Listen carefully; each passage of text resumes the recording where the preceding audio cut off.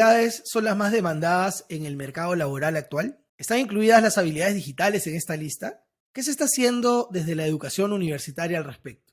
Hola, bienvenidos a Después de clase. Yo soy Alberto Grados y estoy muy contento de conversar hoy con Sandro Sánchez, director de programas MBA de Centrum, la Escuela de Negocios de la Pontificia Universidad Católica del Perú. Bienvenido, Sandro. Hola Alberto, ¿cómo estás? Gracias por la invitación. Sandro Sánchez cuenta con el MBA y doctorado en negocios de Centrum de la Universidad Católica, también con un MBA y doctorado en negocios en la Escuela de Negocios de Maastricht de Holanda. Además es profesor en Centrum de Gerencia de Operaciones, Supply Chain Management, Ética y Responsabilidad Social y Empresarial y Gerencia de la Calidad. En el mundo ideal, la educación básica regular, la educación universitaria de pregrado y posgrado y el universo laboral están directamente relacionados. Cada nivel educativo prepara a las personas de alguna manera para el nivel que sigue. Sandro, ¿cuáles dirías que son las habilidades más demandadas actualmente en el mercado laboral? Gracias Alberto. Mira, lo que hemos visto nosotros en Centrum es que tanto en la actualidad como hacia el futuro hay un requerimiento importante de parte de las empresas o de los empleadores, por así decirlo, de contar con profesionales que tengan mucho más enfoque en capacidades blandas que en capacidades duras o tradicionalmente llamadas duras, eh, siendo las duras estas de conocimiento más técnico, ¿no? Que hoy día, como tú bien sabes, ese conocimiento se encuentra gratuitamente en Internet, está libre en Internet para poder consumirlo. Y más bien el foco, como te decía, está más vinculado a habilidades blandas, como por ejemplo temas como liderazgo, comunicación, trabajo en equipo, pensamiento crítico, que de alguna u otra manera permitan a las personas en la industria tomar mejores decisiones, ¿no? Más que ser expertos temáticos, ¿no? Por así decirlo, que era lo que nosotros conocíamos antes, ¿no? Que era la expectativa del mercado laboral. Entonces te diría que apunta más hacia habilidades blandas, ¿no? Por así decirlo. Qué bueno. Y justo en función a lo que mencionas, hace un tiempo yo estuve revisando, como te comentaba, el reporte del Foro Económico Mundial, The Future of Jobs Report, y en la lista de las 10 habilidades para el 2025 aparecen dos relacionadas específicamente con el uso, monitoreo y control de la tecnología y también con el diseño y la programación. ¿Cuánto crees que esto actualmente se está impulsando en la educación universitaria? Ok, yo lo vería a dos niveles, ¿no? Digamos, desde la escuela de negocios, nuestro enfoque es formar gerentes, gestores de negocios. En esa línea, eh, digamos, el manejo digital técnico es un asunto que no se privilegia a nivel de gerencia. Sí, el conocimiento de cómo utilizar la tecnología para tomar decisiones y poder administrar los negocios, ¿no? En ese lado, totalmente de acuerdo.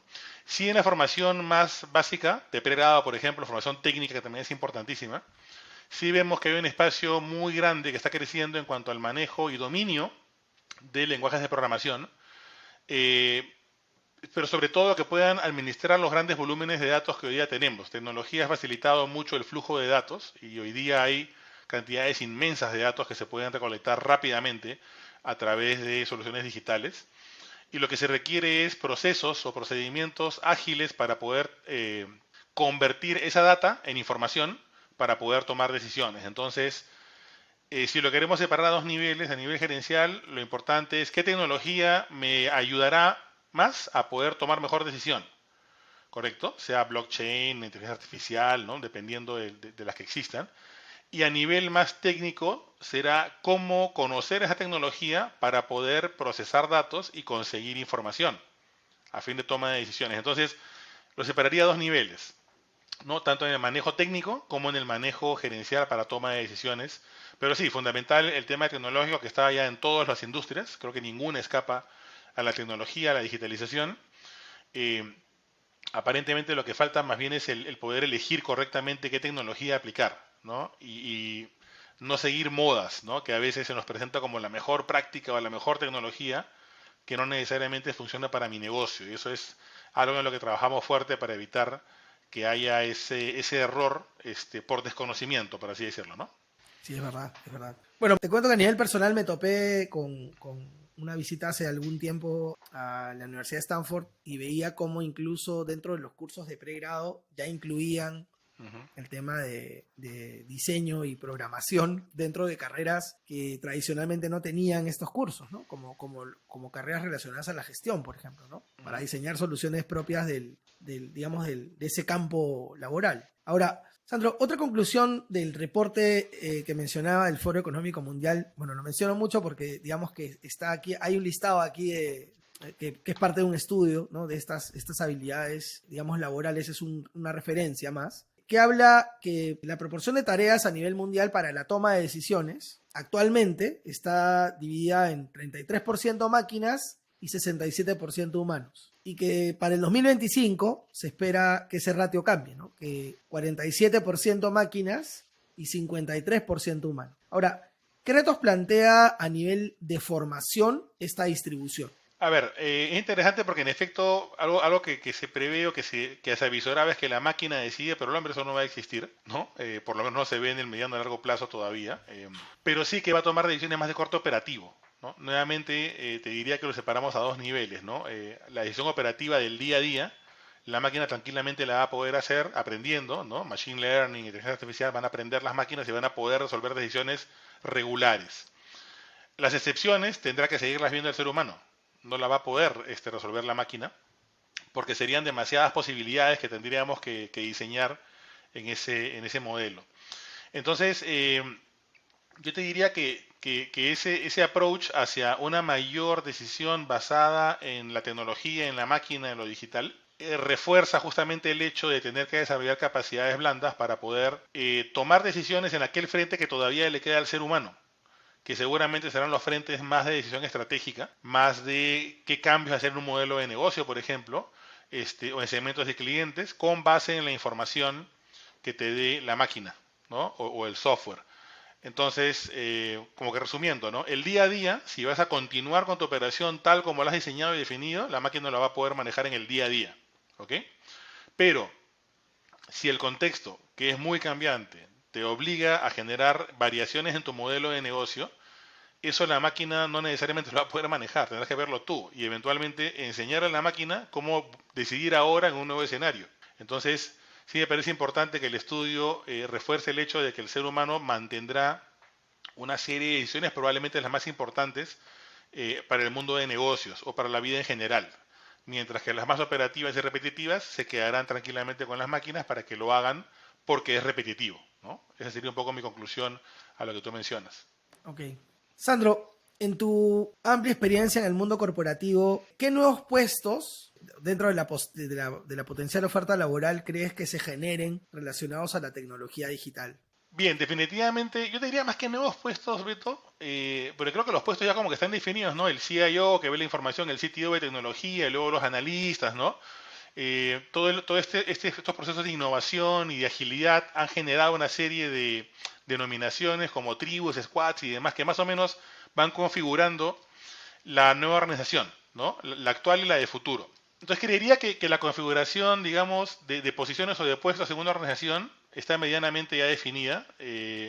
Probablemente en función a nuevas tecnologías que vayan surgiendo, surjan nuevos especialistas ¿no? Que sean incorporados a la organización. Yo te diría más bien, Alberto, que el rol o que el perfil de estos puestos puede ir cambiando hacia un perfil de puestos menos técnico y con más capacidad de absorber cambios o variantes, ¿no?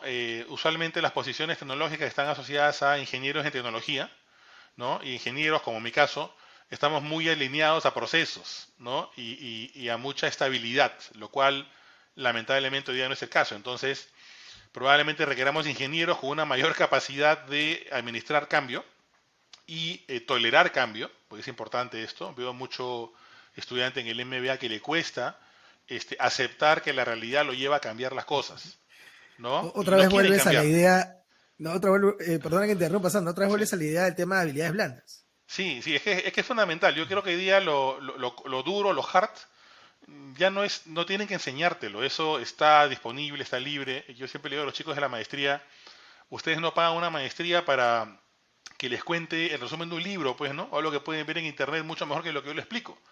Eventualmente con el mismo autor, ¿no? Lo van a ver gratis. Pero sí pagan un programa de maestría para poder aprender a decidir, ¿no? Mejor.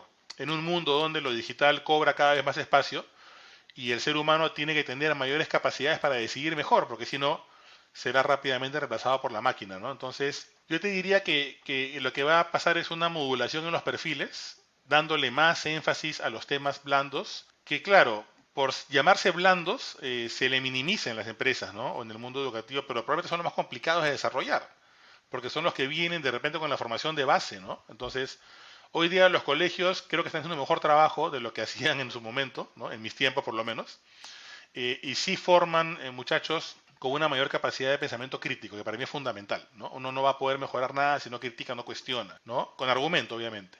Y entonces asuntos como el liderazgo, la comunicación, el pensamiento crítico, el pensamiento creativo, son asuntos que se van trabajando ahora desde los colegios. Todavía no en toda la banda educativa, lamentablemente, pero ya está por lo menos insertándose en la base educativa. La universidad eso también lo trabaja y eso ayudará, creo yo, a que se pueda manejar mejor la realidad que se nos viene, ¿no? Que es una realidad que tú decías va a ser dominada en mayor escenario, en mayor amplitud, perdón, por la tecnología.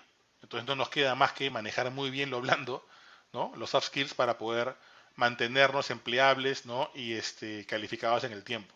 Me gusta mucho lo que mencionas, sobre todo lo relacionado a a aquella enorme necesidad de enfocar esto en esta línea de tiempo que empieza en la educación básica regular y quizás también en la casa, Ujú. que tiene que ver con el tema de pensamiento crítico, el tema de impulsar la creatividad, de Sí, habilidades comunicativas, es fundamental, Beto, si trabajo en tú lo equipo. conoces, ¿no? Si tú ves la realidad educativa básica de otros países, ¿no? Los desarrollados, los que salen siempre en el estudio de PISA en la parte superior de la tabla, tú ves que en los colegios les enseñan a pensar y a cuestionar. No les enseñan a memorizar o a aprender, ¿no? De detalle una teoría, sino aprendan a pensar, cuestionen, no tomen todo por sentado, ¿no? Pregunten, indaguen, sean curiosos, porque eso al final del día hace pues que puedan innovar, crear, cambiar modelos y por eso lideran. Entonces, estamos nosotros entrando todavía a eso de manera muy, muy tímida, diría yo, pero ya se nota, yo noto por lo menos en las generaciones, bueno, con mis hijos también, ¿no? En las nuevas generaciones, que hay un espíritu más cuestionador, lo cual es bueno, porque va a llevarnos a crear y no solamente a seguir, no solamente a dime qué tengo que hacer, sino, oye, mira, voy a definir cómo hacer esto, y voy a plantear nuevas formas de hacerlo. Y ahí usaré tecnología o no la usaré, va a depender, ¿no? De en qué medida la tecnología realmente me sirva para hacer algo, alcanzar algo, o de repente no en algún proyecto o iniciativa que esté llevando adelante. Entonces, nuevamente, tecnología al servicio del hombre, con mayor incidencia, sí, con mayor relevancia, por supuesto, pero no reemplazando al hombre, sino ayudándole más, de repente, de lo que hace ahora, ¿no? Genial, genial, ¿no? El tema, en muchas ocasiones hay muchas personas que sienten a veces que cuando la tecnología digital entra en su mundo, ha Ujú. llegado a reemplazar algo, ¿no? Pasa mucho en la educación, ¿no? Hay muchos maestros muy temerosos, ¿no? Y tú lo acabas de decir perfectamente, en realidad la tecnología digital no ha llegado a suplir algo, sino ha Ujú. llegado a que el hombre tenga mayores posibilidades de decidir. Si antes tenía tres formas de hacer algo y ahora llegó la tecnología, ya no tengo tres, ahora tengo cinco y puedo elegir porque es finalmente el ser humano quien elige cuándo es pertinente. Correcto, correcto. Y en educación, que tú nos mencionas por los maestros, ciertamente yo te diría que educación a todo nivel, ¿ah? Ha sido una de las industrias que más se ha visto impactada por la pandemia. Ha habido un choque psicológico muy fuerte cuando vino la pandemia de pasar de editar presencial a virtual. Y digo choque psicológico también en profesores, ojo, no solamente en estudiantes. ¿Ah?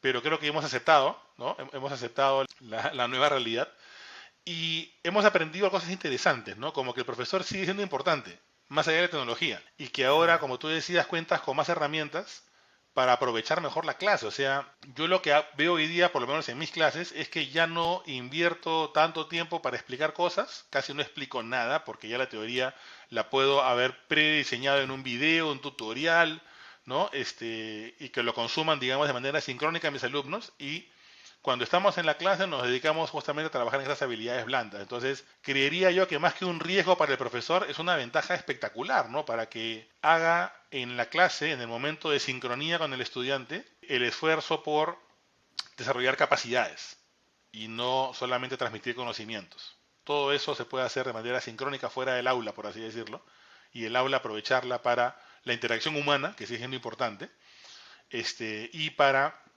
desarrollar, como te decía, estas capacidades que tú mencionabas de pensamiento crítico, creatividad y demás, ¿no? Que son tan necesarias. Sí, como decía mi buen amigo el doctor Raúl Santiago de la Universidad de La Rioja, estar con el alumno cuando el alumno realmente lo necesita. O sea, Exacto. esos momentos en los que el estudiante necesita más apoyo suelen ser aquellos en los que tiene que poner a prueba lo que aprendió, ¿no? Ujú. Frente a la resolución de un problema o una situación problemática. Sí, de acuerdo, 100%. Sandro, hoy se habla mucho, y lo mencionabas tú hace un momento, del cloud computing, se habla mucho del data analytics, del Internet de las Ujú. cosas, de la ciberseguridad, de la inteligencia artificial, del e-commerce, el machine learning. Hay un montón de términos nuevos que están relacionados al tema de la tecnología digital en el mundo laboral, ¿no?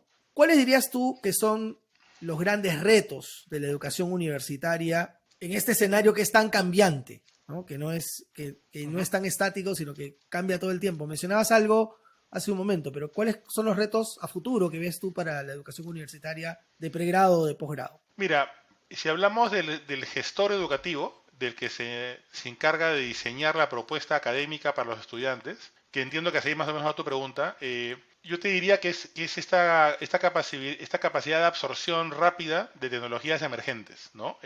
Porque, digamos, el profesor tradicional está acostumbrado a diseñar su curso, su sílabo, ¿no? Sus sesiones, sus diseños instruccionales y luego repetirlos n veces, ¿no? Pero con tanto cambio que existe el día de hoy, con tecnologías nuevas que van surgiendo cada semana o 2 semanas, es una locura esto.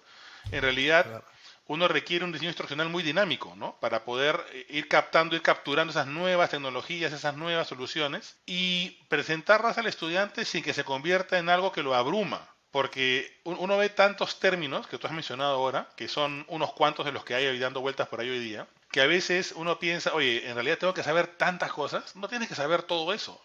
Tienes que saber que existe, tienes que entender para qué sirve y luego tú elegirás cuál utilizarás y cuál llevarás a profundidad. Entonces, te diría que es una combinación de diseño curricular ágil, ¿no? Dinámico, que se va retroalimentando continuamente y eso es una rompe un paradigma tradicional de la educación que es diseño un curso espectacular y luego lo replico cuantas veces pueda, ¿no? Si no, diseño un curso hoy día y de repente mi siguiente clase, que es en 2 semanas, tengo que cambiarlo, porque ya salió algo nuevo, ¿no? Entonces requiere mucha agilidad para poder hacer un diseño, como te decía, dinámico.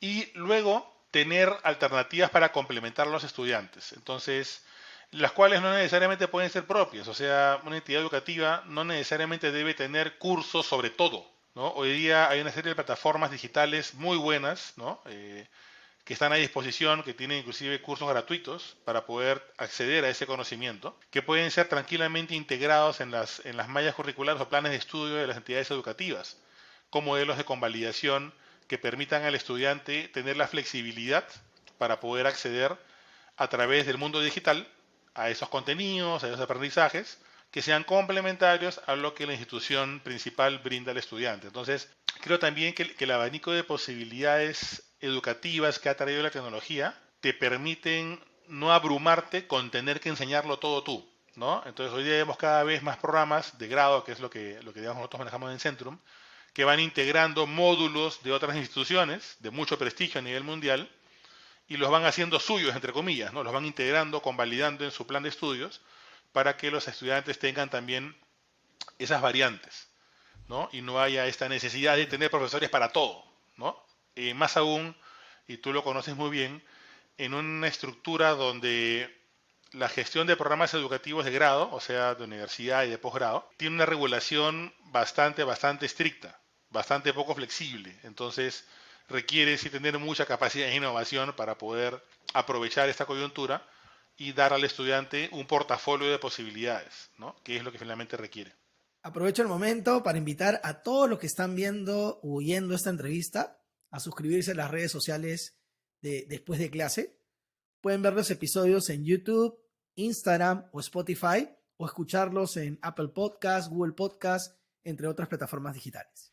Que bueno, se plantean varias situaciones interesantes. Una es el tema Ujú. de la agilidad que tiene que tener el docente y flexibilidad para Sí. poder estar dispuesto al cambio frente a la innovación. Y que también tiene que ver con el hecho de aceptar de que hoy las personas accedemos a la información y aprendemos de formas muy diversas y Ujú. desde espacios muy distintos a los que probablemente fueron hace muchos años que era el profesor y el libro, ¿no? Sí. Hoy se puede aprender a través de un podcast, se puede aprender a través de un video de YouTube, la información Ujú. está libre y disponible y la tarea del maestro más bien pasa a ser cómo canalizo esta información para que y la distribuyo a mis estudiantes de manera, la dosifico para que sea útil y le presento situaciones problemáticas en donde la pueda, digamos, poner en práctica, ¿no? Fíjate, Beto, que lo que mencionas es Eh, interesante. Hay múltiples maneras de aprender y una que no hemos venido valorando en su real dimensión, por lo menos en el nivel donde yo estoy interactuando a nivel de la maestría, es el aprendizaje en la práctica.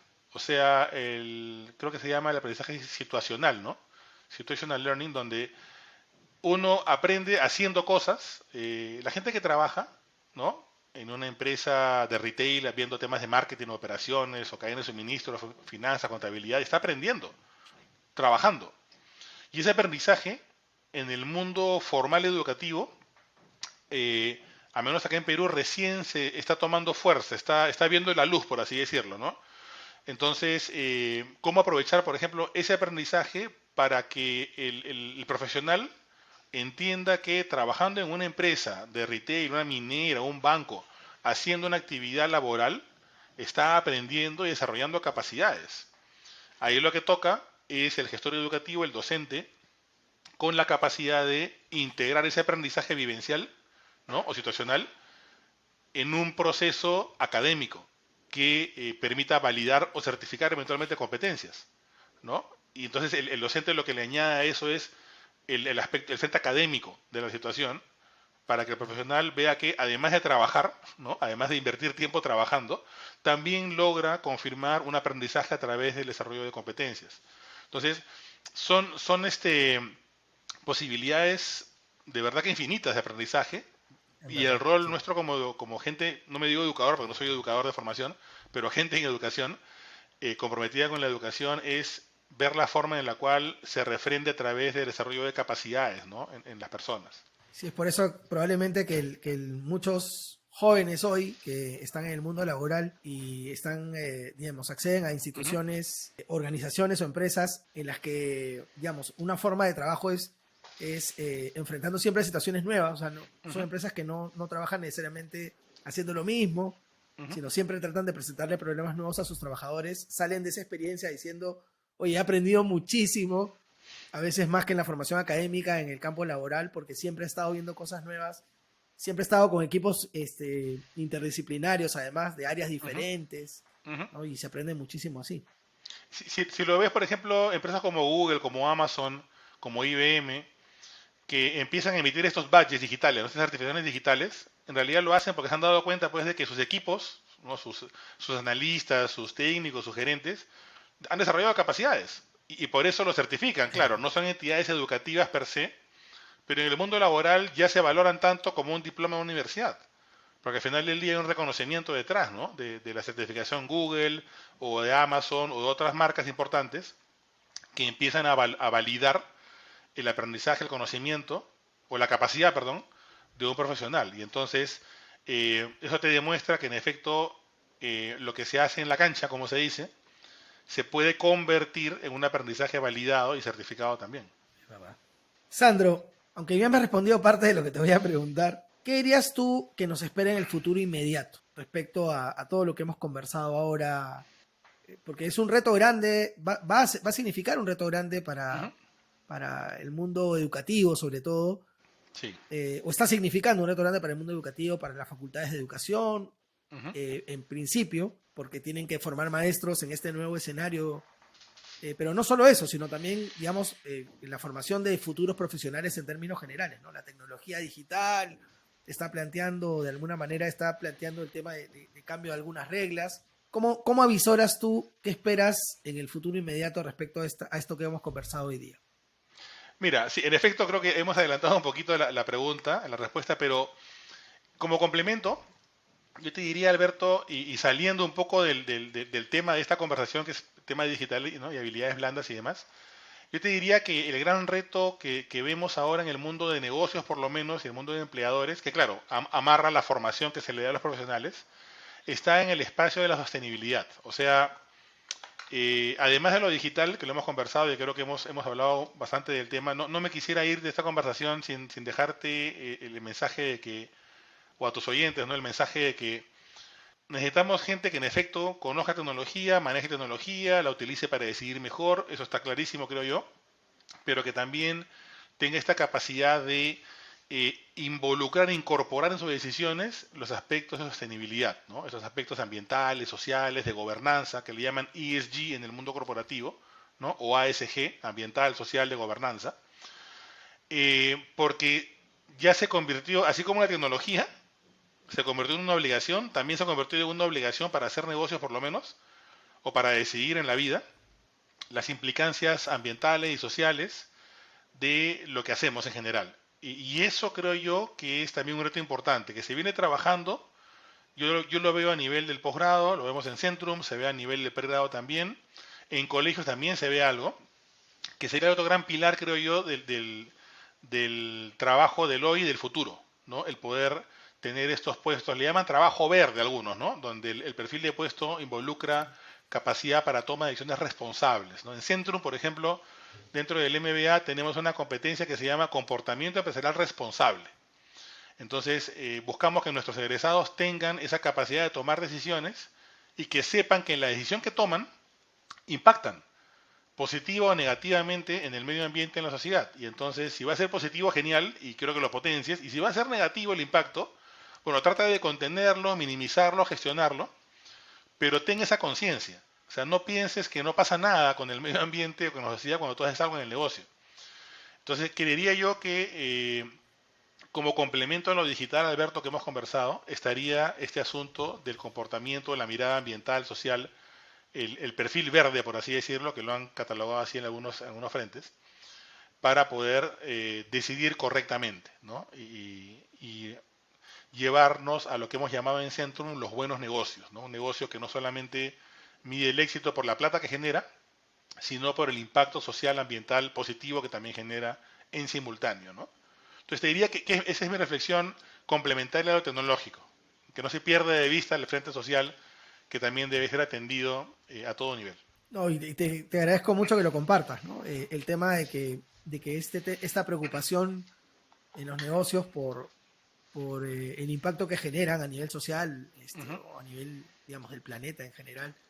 Hay un tema ahí que tiene que ver con, qué bueno que haya salido esto de las áreas, que ya no se vea solo como responsabilidad social, sino Sí, que se integre como parte también de las decisiones corporativas o las decisiones que toman las personas que toman decisiones en las empresas. sí, de A hecho, nivel sí, perdón. no, dime. De hecho, yo he sido un crítico históricamente de las posiciones de gerencia o de jefatura de responsabilidad social, porque me suena que el tema yo soy de marketing, ese no es mi tema, no es el tema de Beto porque él es el jefe de responsabilidad social, que él que lo vea, ¿no? Y cuando el tema es más bien transversal, entonces es una competencia a desarrollar. Entonces hoy día, cuando tengo un gerente de marketing o un gerente financiero o un gerente de operaciones o un gerente general, ¿no? O de gestión humana, que sale de nuestros programas de maestría, ya sabe que en el campo donde esté, le toca también mirar los temas de responsabilidad social. Y no es solamente chamba o trabajo del que tiene el puesto. No, es también mi trabajo de sus operaciones. Me debo preocupar por la parte ambiental y social en mis operaciones productivas. Entonces, ese cambio de mindset, ¿no? De marco mental, es importante porque al final del día es ahí donde se toma la decisión, pues, ¿no? No es algo aislado al negocio, ¿no? Es lo que te quería un poco comentar. Genial. No, qué bueno que me lo digas. Bueno, en los colegios se trabaja mucho el tema de la Agenda al 2030 de las Naciones Unidas. Se está empezando a considerar también en la parte Ujú. de desarrollo de proyectos y demás. Sí, En la vida universitaria he tenido la oportunidad de verlo también como una preocupación, ¿no?